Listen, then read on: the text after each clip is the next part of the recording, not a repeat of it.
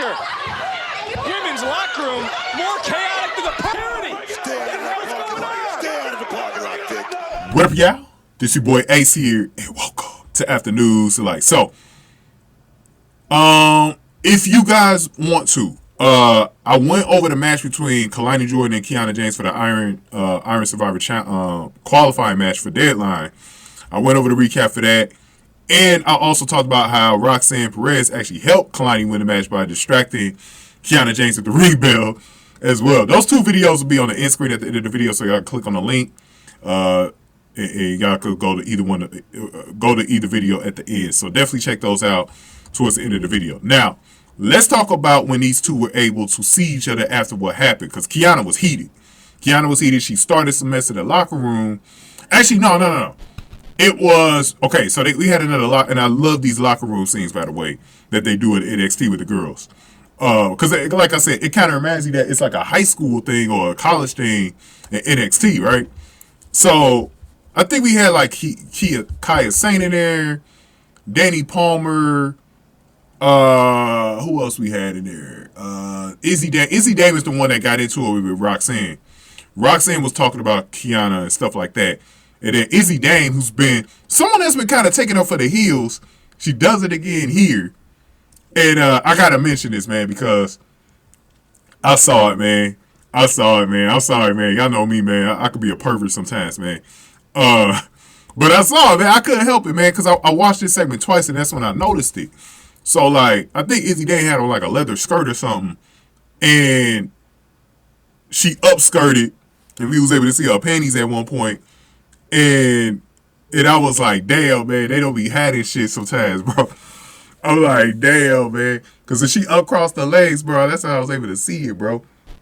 And I wasn't even really looking that hard. When I watched it, you know how when you watch stuff the second time, you see things that you don't see the first time? And I noticed it when Roxanne started to go over to her. That's when it peaked up. So, because I noticed it, a few times, like early in the year, they did some shit like that on NXT. One of the ones I think I remember was when Danny Palmer was wanted to smoke from Blair Davenport. And I think she had on a leather skirt too. And like Blair Davenport like attacked her that night. And we saw it like hard as hell. Like they wasn't even hiding that. So I'm like, how is this product still PG? But they be revealing, like NXT be going harder than Raw to me, man. Like, the NXT, I wonder if it's going to be TV14 on the CW, by the way. I wonder if it's going to be TV14. I think they should be TV14 on the CW. Even though they have to go by the FCC guidelines on broadcast TV, so it's going to be a little harder to get away with some stuff. But USA is definitely the reason why I think the WWE is not all the way TV14 yet.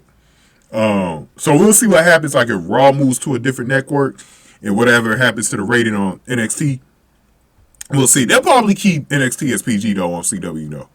But anyway, so basically, and it was kind of awkward, too, because Izzy Dane, she had the skirt on. She was fighting Roxanne Perez in this segment. Then we saw Kiana James come out of nowhere. She started attacking her as well from behind. And then, it was wild because it happened in the locker room.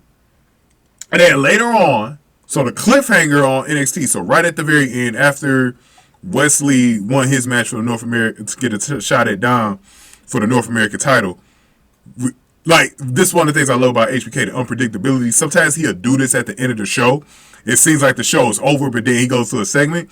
This time, we saw some footage of Roxanne. And the parking lot is so dangerous, bro. Something's always happening in that parking lot, bro. So, always happening in NXT parking lot, bro, at the Performance Center. And we saw that they were coming to blows and they were fighting each other, which was an amazing segment, by the way. I love the way they did that one, man. So they were on top of the car and everything. They were really getting into it, man.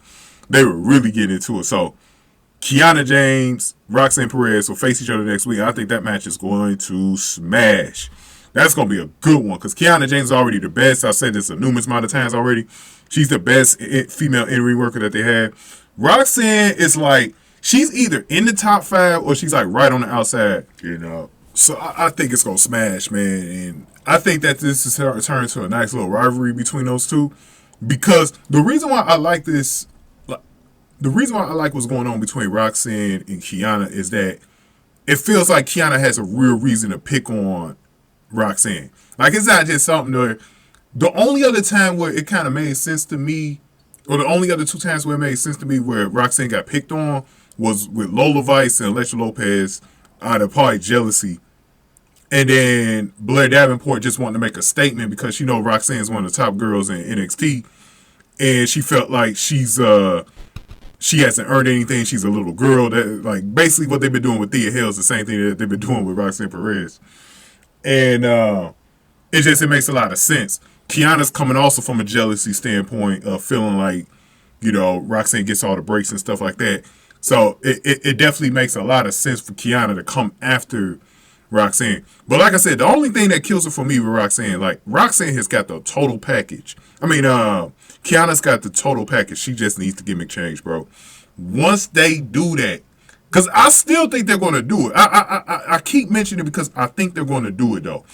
Because there's been times where they've kind of alluded to it without saying too much. And I highly doubt she keeps the business gimmick the whole goddamn time.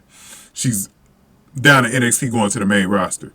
Even though that's what she's known for, I still think she might change her gimmick at some point. I still think they're going to change it, man.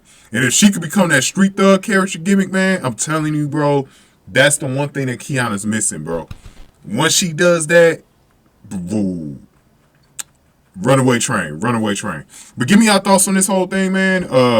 Excited to see them get the final cliffhanger for the show on NXT. But go ahead and get this video. Like, share, subscribe, y'all. Thank y'all for watching. After News to Light.